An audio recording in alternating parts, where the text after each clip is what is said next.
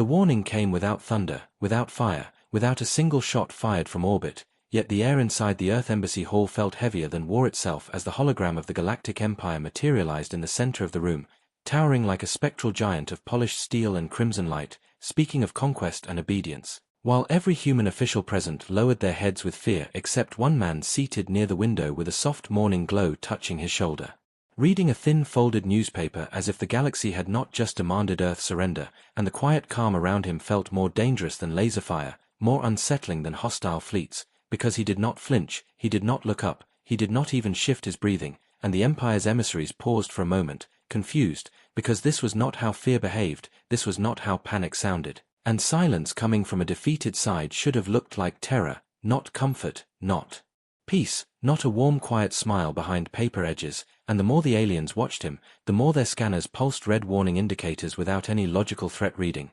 because they could not understand how a creature facing extinction could read headlines about weather and traffic reports as though doom were an afternoon inconvenience, and there was something deeply wrong about that moment, something that made the alien observers feel smaller, not stronger, because no prey should ever look this calm before the strike of the predator, unless the definitions of prey and predator had been reversed somewhere unseen, and yet the man remained still, composed, without posture of anger or arrogance, only gentle relaxation, like a teacher waiting for impatient children to run out of noise, and his silence locked the room in invisible chains, forcing every nervous official and every hovering political observer to feel that maybe the threat was not falling upon Earth, but falling upon those foolish enough to threaten Earth, and the alien voice sharpened, projecting its ultimatum through the hall like a blade of sound: surrender, obedience, or planetary erasure. Yet even that threat failed to reach him, like words thrown at a mountain that would not move, could not bend, and the paradox grew heavier, because if humanity were as weak as the Empire believed,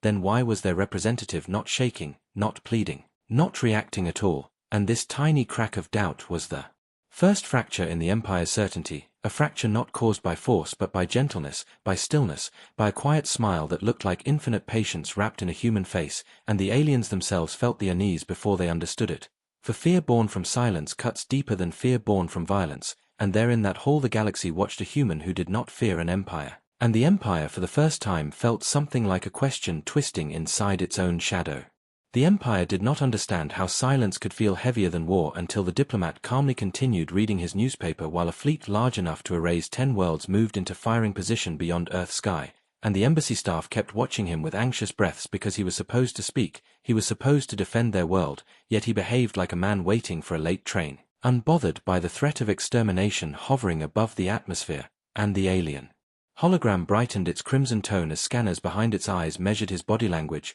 pulse level, and facial expression, all flat, steady, gentle, like serenity itself had taken physical form in human skin. So the Empire raised its voice again and shifted to intimidation protocol, projecting images of burning cities and shattered continents across the embassy walls, trying to force fear into the room. But the diplomat did not blink, did not even unfold his legs, and the calmness felt like a silent slap across the face of a power that had never been ignored before, because the Empire was used to screams, surrender, negotiation, or panic, but never quiet reading, never a soft relaxed breath under threat of extinction, and observers from other neutral species inside the galactic broadcast channels whispered among themselves in confusion, wondering if humanity had already accepted death or if humanity knew something the Empire did not, and dread quietly replaced arrogance as. The alien emissary tightened its tone and declared a countdown, stating that in 1 hour the fleet would fire on Earth if humanity did not kneel, yet the diplomat only turned a single page of his paper, slow, peaceful, controlled, and this small movement cut deeper than any spoken defiance because the Empire expected resistance but received disregard, and disregard is deadlier than defiance because it means the threat does not matter. And some alien analysts watching the scene began asking themselves a question they had never considered: what kind of species stays relaxed when a superpower is ready to destroy them, unless that species has seen worse, or survived worse, or carries something inside its history that even an empire would fear if it knew the truth? And the room felt colder even though nothing physical had changed, only the realization that humanity was not reacting according to prey logic. And prey logic failing is the first signal that the predator might not be predator at all, but an amateur playing hunter before a sleeping giant that has not opened its eyes yet, and the Empire, unsettled by its own rising uncertainty, shifted from intimidation to forced psychological dominance, pushing sound waves of pressure through the hall. The alien command ship floated above Earth like a crown of cold light, a structure of pure arrogance and technology, But inside its control room the atmosphere had started to shift from proud calm to silent doubt as their sensors continued to return impossible data about the planet below, and the technicians whispered to each other that Earth's defense grid was not registering on their scans, its energy levels unreadable, as if something had cloaked the entire world under a shadow that swallowed signals, and the Admiral stood behind them, confident at first, yet his confidence started to crumble the longer the readings stayed blank, because the Empire's scanners had mapped entire galaxies and never failed, never returned nothing, but now the great machines hummed in confusion, repeating the same error lines, no data detected, and the Admiral's eyes twitched with irritation that he mistook for fear, telling himself this was only a technical error, nothing more, but deep down, a strange unease was building, something quiet, something that whispered that the human diplomat's silence meant more than arrogance, that it was knowledge, a warning wrapped in politeness, and when one of the younger officers nervously mentioned that perhaps the humans had technology the Empire did not yet understand, the Admiral slammed his hand against the console and demanded silence, but even that command felt hollow, like noise against a growing storm that refused to be named, because as every moment passed the emptiness of the scanner readings began to feel alive, like the darkness was staring back at them, and the Admiral tried to focus on logic, data, training, yet his thoughts kept returning to that image of the human diplomat sitting so calmly with his newspaper, that small simple act of peace that made no sense in a universe that ran on fear, and he realized for the first time that maybe their assumptions were wrong. Maybe peace was not a sign of weakness but a mask worn by something that had no need to roar to prove its power, and the silence inside the command bridge deepened until even the machines seemed to whisper slower, softer, as if afraid to break whatever unseen balance hung between them and that blue world below.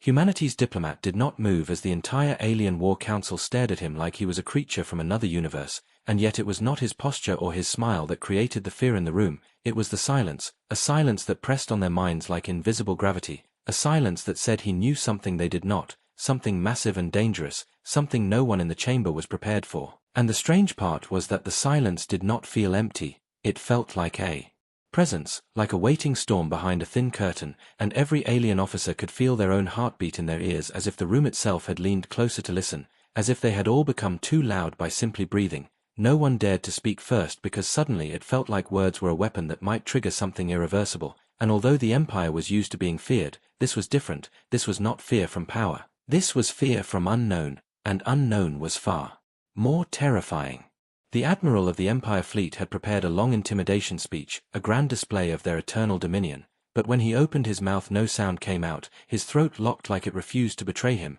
his instincts were screaming without logic, screaming warning danger danger danger, the way a small prey animal freezes right before a predator steps into the open, and he did not understand why, because the human stood alone, unarmed, calm, casual, and yet his presence felt larger than any fleet in orbit above, and the Admiral could not explain it even to himself, because it made no sense at all, and still the fear crawled under his armor like cold water. Behind the diplomat, the giant holographic screen continued showing the human newspaper, a simple front-page headline that should have been meaningless to aliens, but they could not stop staring at it, like the headline itself was a countdown they could not read, like the words were not words but a locked door, and everyone in the room could sense something behind that door pressing forward, waiting, patient, unstoppable, and the longer they waited, the stronger the pressure became, not physical, not magical, but instinctual, the oldest survival reflex buried in every living species across the stars, the silent voice all life hears right before a threat appears. No one had attacked them, no ship had moved, no fleet had fired, and yet every alien in the council chamber felt as if a predator had stepped into their shadow, unseen but very real, and inside that terrible silence they realized something horrifying. They were not the hunters in this room. The alien council chamber sat in a stillness that no one present had ever experienced before, not during war briefings, not during defeats, not even during the death of their previous emperor, because this silence was not sorrow or shock, it was awareness, slow and creeping, like frost crawling across glass, and the first to feel it fully was not the general, not the admiral, but the junior observers watching the human diplomat from the outer seats, because they were not trained in arrogance. They were not trapped behind layers of pride, and their instincts were less poisoned by ego, so they saw it first, not with logic but with recognition. The human was not acting like prey, not acting like a negotiator begging for peace, not acting like a representative of a weaker world seeking mercy. He was behaving as if none of them mattered, as if the threat above their heads meant nothing at all, and that behavior did not match the galactic order. Because every empire, every faction, every known civilization in history reacted to overwhelming force the same way, fear, surrender, or hostility, but this human displayed none of those. Instead he showed the relaxed confidence of someone who knew there was a larger board being played, a deeper layer to the situation that none of the aliens could see, and slowly the realization began forming like a whisper at the back of their minds, a whisper none of them wanted to admit. Maybe they were not the strongest side in this conversation. After all. The Admiral finally managed to speak, but his voice came out softer than he expected, as if the silence in the room was pushing back against his words. "State your purpose," he said. But it did not sound like a command, it sounded like a question asked in the dark by someone unsure of what might answer, and the human diplomat simply folded the newspaper once more, looked up, and gave a polite nod as if the Admiral had simply greeted him at a dinner table, not threatened his entire species with annihilation minutes earlier, and that tiny gesture created another fracture in the chamber's certainty, because his body language said, "We are not desperate, we are not cornered, we are observing you." For the first time since the meeting began, some of the strategic officers started checking the tactical displays on their wrist screens, searching for hidden fleets, cloaked ships, anything that might explain this impossible confidence,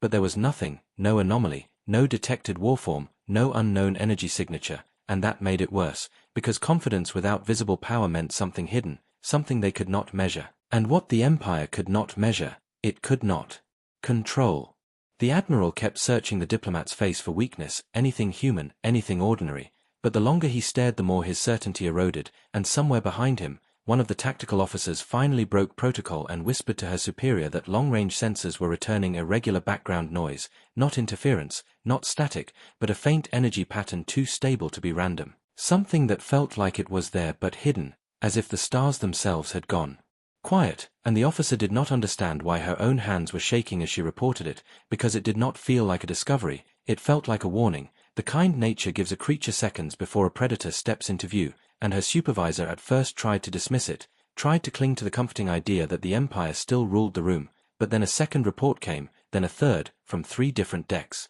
3 different instruments, all saying the same thing, something enormous was present at the edge of sensor range, something too still, too perfectly silent, and the fear that had been sitting quietly in their stomachs now moved upward into their chest. The Admiral shifted his gaze toward the tactical screen, and for a moment nothing appeared, but then the readouts flickered, recalibrated, and a formation began to outline itself faintly like a ghost emerging through fog, not by transmitting power, not by being seen, but by its sheer gravitational presence against the void, and the Admiral's blood ran cold before he even processed what he was looking at. Because the Empire's stealth systems were some of the best in the galaxy, but this was not stealth, this was absence, the kind of suppression field that does not hide a ship, it hides the idea that the ship even exists. No one spoke, no one commanded, no one dared breathe too sharply, because the image forming on the tactical feed was not a single vessel, not a scout, not a lonely survivor, it was formation symmetry, military perfection, a fleet already positioned long before the Empire ever called this meeting. A fleet that had been waiting quietly, patiently, watching everything unfold as if this confrontation were just a scheduled formality. And in that instant, the Council understood something terrible. Humanity had been 2 moves ahead the entire time. The moment the hidden human fleet appeared on the sensors, even faintly, the entire war chamber felt smaller, as if the walls had moved inward by several meters, and every rank in the room, from the lowest aide to the highest admiral, looked toward the Emperor's envoy and waited for the command to attack, to lock weapons, to prove the Empire's dominance, but no one spoke, not because they could not speak, but because no one wanted to be the first to give a command that might be answered by whatever silent power waited out there in the dark, and this hesitation was more terrifying than any battle, because the Empire was built on obedience and instant response, yet here, for the first time in generations, no one wanted responsibility for the next step. No one wanted to be the person history recorded as the one who provoked something they could not understand. The Admiral's throat tightened again as he stared at the formation outline, because it was not just the size of the fleet, it was the positioning. No panic, no movement, no defensive spreading, just stillness, like a blade resting on a throat, not cutting, only reminding. The tactical officers waited for the order to scan deeper, to deploy countermeasures, to show strength, but the Admiral's hands remained still on the console, because his instincts screamed louder than any doctrine. If you look too closely at this predator, it might look back. One of the generals tried to speak, his voice shaky behind a forced calm, but he stopped halfway through his own sentence as he realized the diplomat was still calmly holding the folded newspaper in his hand as if this were not a war meeting but a peaceful morning on some quiet Earth cafe, and that contrast felt like a crack in reality, How could a man behave so casually when an empire was pointed at him like a loaded weapon? Unless the loaded weapon was meaningless. A ripple of cold comprehension slid through the command staff. The human fleet was not preparing to attack, it was already in winning position before the Empire even realized there was a battlefield. No alarms had sounded, no probe had detected a jump signature, no hyperspace wake was recorded, meaning the fleet had either been here long before, or worse, it could arrive without being seen at all. That was the thought that paralyzed them, the one no one dared say aloud. This might not be their only fleet. It might only be the one they allowed the Empire to finally notice.